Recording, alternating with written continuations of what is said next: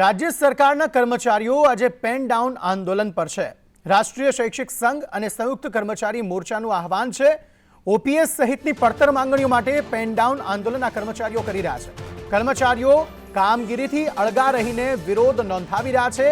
કર્મચારીઓના મત લઈને સરકારમાં પણ આપવામાં આવશે।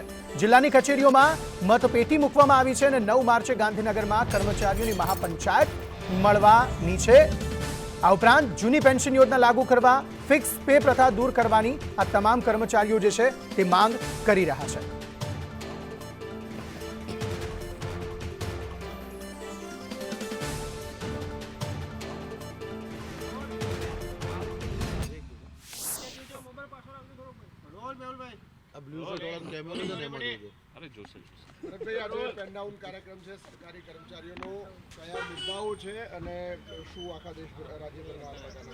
રાજ્યના કર્મચારીઓની મુખ્ય માંગણી એવી જૂની પેન્શન યોજના લાગુ કરવી, ફિક્સ પગારની નીતિ નાબૂદ કરવી તથા 16/9/2022ના રોજ સરકારશ્રી સાથે જે સમાધાન થયું હતું અને સરકારે જે મુદ્દા સ્વીકારેલા તેના આજ દિન સુધી ઠરાવ નથી થયા તે બાબતે વારંવાર આ વર્ષે અમે કાર્યક્રમો આપ્યા છે। તેમ છતાં પણ સરકારે કોઈ નિર્ણય નથી લીધો। આથી સરકારી કર્મચારીઓની માગણીને ધ્યાનમાં લઈ અને ગુજરાત રાજ્ય કર્મચારી મહામંડળ તથા ગુજરાત રાજ્ય સંયુક્ત કર્મચારી મોરચાના સંયુક્ત ઉપક્રમે પેન ડાઉનનો કાર્યક્રમ આપવામાં આવ્યો છે, જેમાં રાજ્યના તમામ ખાતાના કર્મચારીઓ જોડાયેલા છે। મુખ્ય માંગણીઓ જૂની પેન્શન યોજના લાગુ કરવી અને ફિક્સ પગારની નીતિ નાબૂદ કરવી તથા સરકારશ્રીએ જે ઠરાવો જે માંગણીઓ અમારી સ્વીકારી હતી તેના ઠરાવો કરવા તે મુખ્ય માંગણીઓ છે। પેન ડાઉનનો કાર્યક્રમ સફળ ન થાય તે માટે સામાન્ય વડીએ પરિપત્ર જાહેર કર્યો હતો। સચિવ, અગ્ર સચિવ અને મુખ્ય અધિક સચિવને સૂચના આપી હતી। શું રણનીતિ?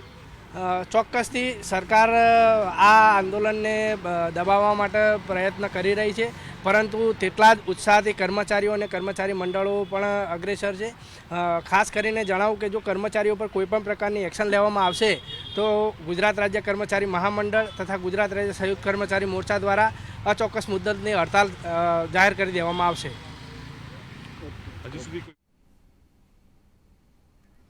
તો આ ચોક્કસ મુદ્દતની હડતાલ કરી લેવામાં આવશે જો માંગણી સંતોષવામાં ન આવી ને જો કાર્યવાહી સરકાર દ્વારા કોઈ પણ કર્મચારી પર કરવામાં આવી છે। આપને જણાવી દઈએ કે જો આજે કર્મચારીઓ આ વિરોધ કરે છે અને કામગીરીથી અળગા રહે છે તો કાર્યવાહી કરવાના આદેશ પણ સરકારે આપ્યા છે। તેવામાં આ ચીમકી અત્યારે કર્મચારી મંડળ થકી ઉચ્ચારવામાં આવી છે કે જો કોઈ પણ કર્મચારી વિરુદ્ધ કાર્યવાહી કરવામાં આવશે તો અચોક્કસ મુદ્દતની હડતાલ કરી દેવામાં આવશે। પેન ડાઉન હડતાલની જાહેરાત આજે કરવામાં આવી છે।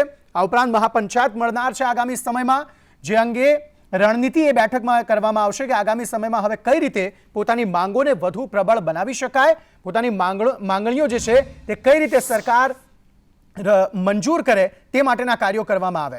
6 માર્ચ આજનો દિવસ જે પેન ડાઉન આંદોલનની જાહેરાત જે છે તે કર્મચારીઓ દ્વારા કરવામાં આવી। કર્મચારી આંદોલન કરી રહ્યા છે આજના દિવસે। આ ઉપરાંત હવે આગામી સમયમાં સરકારને અલ્ટિમેટમ આપવામાં આવ્યું છે 8 માર્ચ સુધીનું। જણાવી દઈએ 8 માર્ચ બાદ એક બેઠક મળનાર છે તમામ કર્મચારીઓની, જે ગાંધીનગરમાં થવાની છે। ત્યાં ધરણા કાર્યક્રમનું પણ આયોજન કરવામાં આવ્યું છે અને ત્યારબાદ પણ જો માંગણી સંતોષવામાં નહીં આવે તો વધુ કાર્યક્રમો જે છે તે કર્મચારીઓ કરશે। હિરેન રાવલ વધુ માહિતી આપી રહ્યા છે। હિરેન, જણાવશો શું વધુ વિગતો?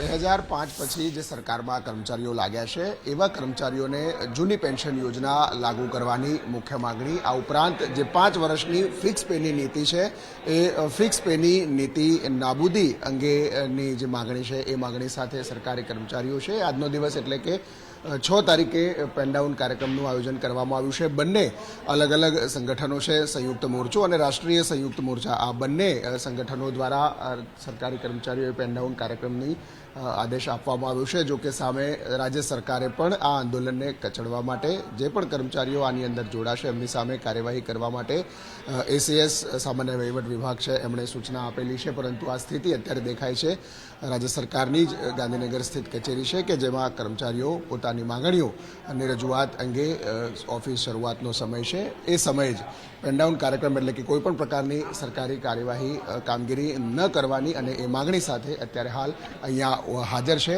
જો સરકાર આવા કર્મચારીઓ સામે કોઈ પણ શિક્ષાત્મક કાર્યવાહી કરશે જે આદેશ કરવામાં આવ્યો છે બદલ, તો બંને મંડળો છે એ આગામી દિવસમાં અચોક્કસ મુદ્દતની હડતાળ પર પણ ઉતરી જશે એ પ્રકારની ચીમકી ઉચ્ચારવામાં આવી છે.